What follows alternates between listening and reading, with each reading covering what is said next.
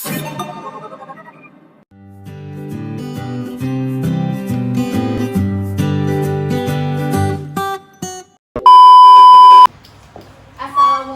warahmatullahi wabarakatuh. Waalaikumsalam warahmatullahi wabarakatuh. Sebelumnya udah ada yang tahu kakak siapa, Kak? Belum. Perkenalkan, nama kakak Widya. Kakak mau dong, hai Kak Widya gitu. Hai. Hai. Jadi hari ini kita akan membahas tentang keteladanan dari Ali bin Abi Thalib. Ada yang tahu nggak Ali bin Abi Thalib itu siapa? Siapa? Sahabatnya Rasulullah.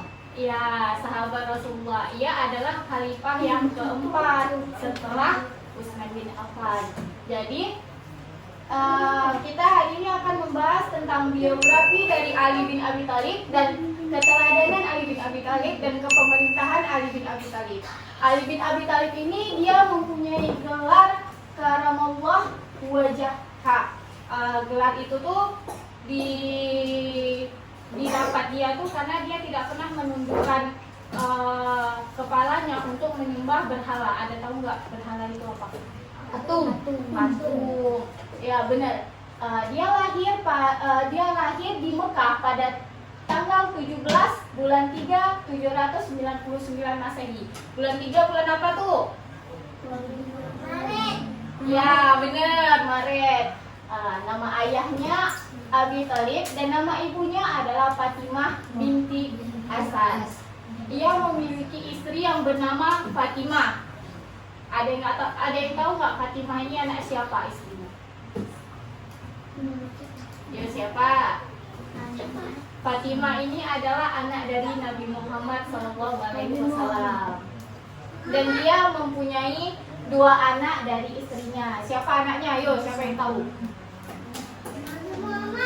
Hasan dan Husain. Itu jadi dia ini tuh kita bisa mencontoh dari kepribadian dia tuh, dia orangnya sabar, sederhana, cerdas, berilmu, dermawan, dan dia peduli terhadap orang lain, dia peduli sama teman gitu. Jadi kita nih sebagai teman-teman nih, adik harus peduli sama yang ini gitu. Sebagai contohnya tuh ada pada suatu kisah Ali bersama istrinya kehabisan uang. Jadi dia meminta pada kaum Yahudi untuk bekerja supaya mendapatkan upah, supaya bisa beli gandum. Setelah dia bekerja dan mendapatkan upah dan membeli gandum, istrinya membuat roti dari gandum itu. Setelah roti itu jadi, baru datang fakir miskin, datang ke Ali meminta makan karena belum makan, dan Ali pun memberikan makanannya, memberi roti itu, beberapa roti kepada fakir miskin itu. Setelah itu mereka makan dan datang lagi seorang yatim piatu. Dia minta lagi tuh roti Ali, dia bilang dia belum makan. Jadi Ali pun memberikan lagi. Jadi tinggal sedikit tuh kan rotinya, datang lagi budak, bilang kalau dia tuh belum makan, dia kelaparan dan dia kesusahan. Baru Ali pun memberi lagi rotinya. Jadi rotinya habis, jadi Ali nggak jadi makan, padahal Ali lapar. Jadi kita sebagai teman nih, antara adik dan teman yang sana harus saling berbagi. Apabila teman yang sana belum jajan atau kelaparan dan adik bawa bekal, jadi harus saling berbagi. Paham? Jadi karena kehabisan roti, Ali beserta anak dan istrinya mereka kelaparan. Sebentar ya. Jadi mereka kelaparan. Duduk ya, duduk dulu ya.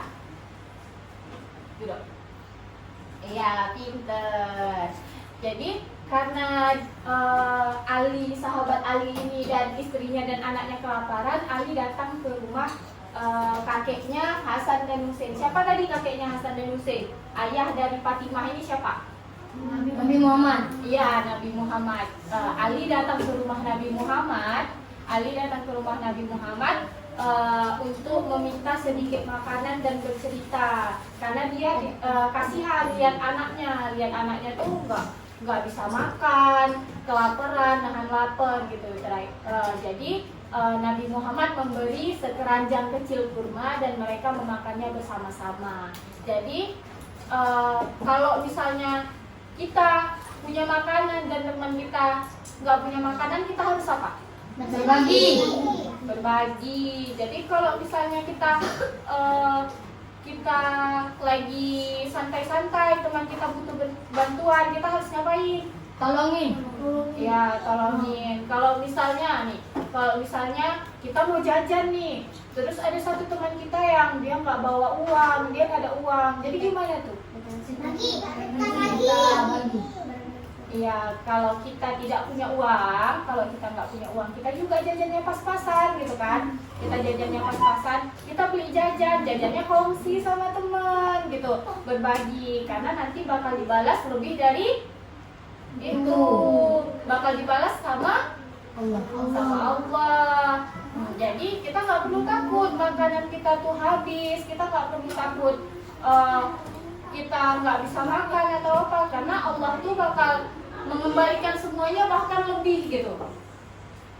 Jadi sampai sini paham nggak?